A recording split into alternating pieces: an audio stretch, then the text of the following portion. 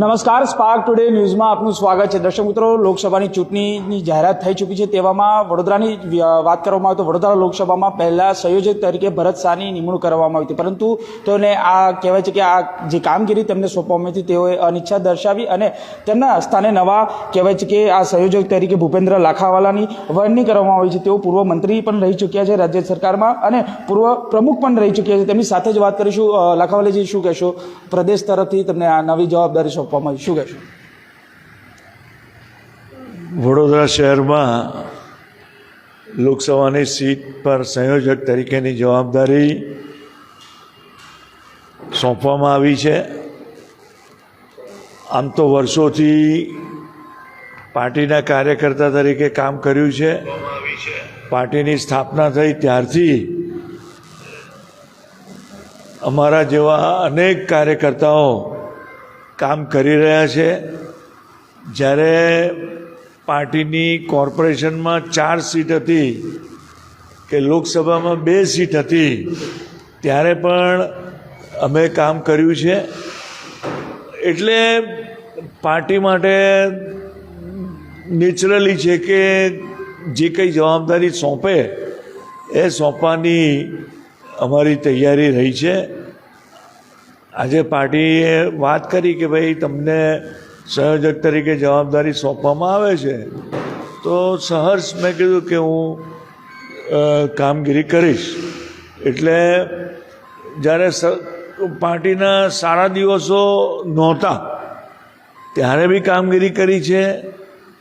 પાર્ટીમાં કોઈ ઉમેદવાર નહોતું મળતું ત્યારે પણ પાર્ટીની એની સામે તો અમારા ઉમેદવાર એકદમ સક્ષમ ઉમેદવાર છે અને પાર્ટીએ જે રીતે અમારા પ્રદેશ પ્રમુખ CR પાટીલ એક્સેપ્ટ કરે વડોદરા શહેરના મતદારો, એટલે જેટલી મહેનત કરીશું એટલા મતો ભારતીય જનતા પાર્ટીને મળવાના છે।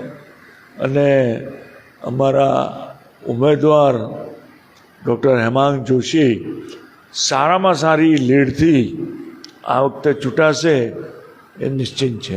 લાખાવાલાજી, કેટલા મતો મળશે, કેટલી લીડ મળશે? પાર્ટીએ જે અમને ટાર્ગેટ આપ્યો છે 10 લાખ કરતાં વધારે મતોથી જીતું। આમ જોવા જઈએ તો લોકસભામાં આ વખતે 18 લાખ કરતાં પણ વધારે મતદારો છે। 18 લાખ કરતાં વધારે મતદારો છે એટલે 50% વોટિંગ થાય તો એ 9 લાખ વોટિંગ થાય। વડોદરા શહેરમાં દર વખતે 60-70% વોટિંગ થતું હોય છે અને એમાં જે રીતે મહેનત થાય એક વાતાવરણ બની રહ્યું છે અને એને લીધે લોકો ભારતીય જનતા પાર્ટીને મત આપશે, ડૉક્ટર હેમાંગ જોશીને મત આપશે અને વિજયી થઈશું એ નિશ્ચિત છે। સામે વાત કરીએ તો કોંગ્રેસે ગઈકાલે જાહેરાત કરી છે જસપાલસિંહ પડિયારને ક્ષત્રિય ઉમેદવારને ટિકિટ આપી છે। કઈ રીતે આ ટક્કર કેવી રીતે લડી શકે છે? વડોદરા શહેરમાં હું તો વર્ષોથી કામ કરું છું, 1980થી કામ કરું છું। પાર્ટીની સ્થાપના થઈ ત્યારથી કામ કરું છું અને એ પહેલાં 95માં બી મકરંદભાઈ દેસાઈનું કામ કરેલું, 75માં। વડોદરા શહેરમાં આવું કાસ્ટિઝમ છે જ નહીં। પટેલ, ક્ષત્રિય, વાણિયા, બ્રાહ્મણ એવું કાસ્ટિઝમ વડોદરા શહેરની માનસિકતામાં છે જ નહીં, નાગરિકોની માનસિકતામાં નથી। એટલે કોંગ્રેસે ક્ષત્રિય ઉમેદવાર ઊભો રાખ્યો છે એટલે ક્ષત્રિયોના મત મળશે એવું નથી। વડોદરા શહેરમાં આ છે જ નહીં।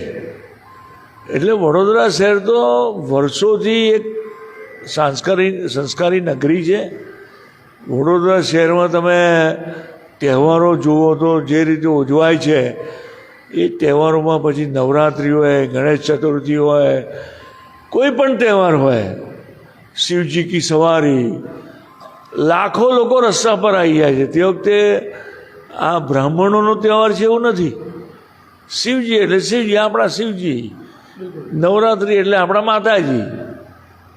એટલે વડોદરા શહેરમાં ને અન્ય મધ્ય ગુજરાતમાં બી હું માનું છું ત્યાં સુધી આવી માનસિકતા છે નહીં મતદારોની। એટલે ક્ષત્રિય ઉમેદવાર છે એટલે મત લઈ જશે એવું છે જ નહીં। કાંટાની ટક્કર રહેશે. કાંટાની ટક્કર છે જ નહીં, એક તરફી જ જીત છે. કાંટાની ટક્કર જ નથી, કાંટો ઘસાઈ ગયો. બિલકુલ, તો આ હતા પૂર્વ મંત્રી શ્રી ભૂપેન્દ્રભાઈ લાખાવાલા, અને તેઓને અત્યારે નવી સંયોજક તરીકેની આ નિમણૂક કરવામાં આવી છે. ત્યારે આજે તેઓ અત્યારે કાર્યાલય ખાતે પણ આવ્યા છે અને તમામ લોકો તેઓને શુભેચ્છા પાઠવી રહ્યા છે. હવે નવા સંયોજક તરીકે વડોદરા જે લોકસભાની બેઠક છે ત્યાં તેઓ ભૂપેન્દ્ર લાખાવાલા પોતાની ફરજ નિભાવશે. કેમેરામેન ગૌતમની સાથે Surat Solanki, spark today news, Vadodara.